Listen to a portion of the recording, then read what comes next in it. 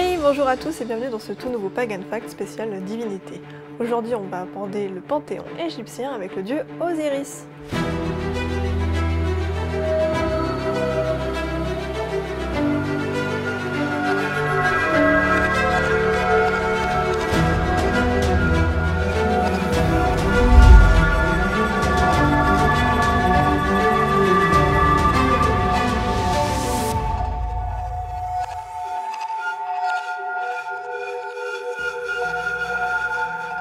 Osiris est donc une divinité masculine du panthéon égyptien. Il est le dieu de la résurrection et son histoire est plutôt difficile.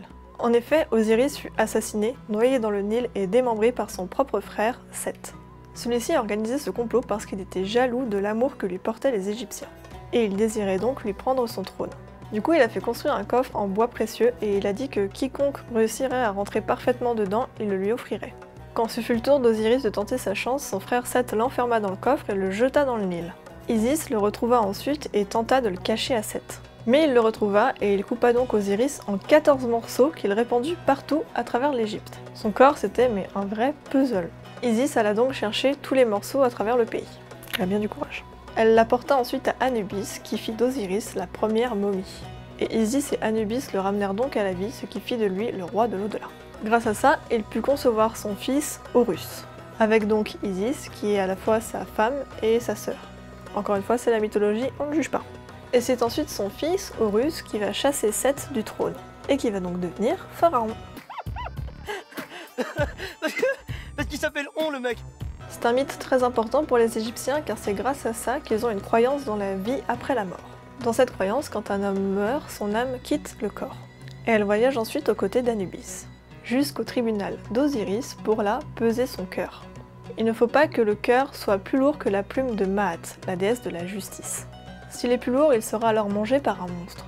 Mais s'il est plus léger, alors le défunt pourra rentrer dans le royaume des morts d'Osiris et vivre éternellement à ses côtés. Osiris est associé au blé qui germe de nouveau chaque année, et donc à la résurrection. Ce qui est logique puisqu'il est lui-même revenu à la vie. Il est également maître des enfers grâce au martyre qu'il a vécu. Et c'est un dieu funéraire puisque c'est à lui de juger les âmes. Physiquement, on le décrit comme un homme à moitié momifié avec le teint verdâtre. Et il porte également les symboles pharaoniques. C'est un dieu, mais également un roi mythique de l'Égypte ancienne.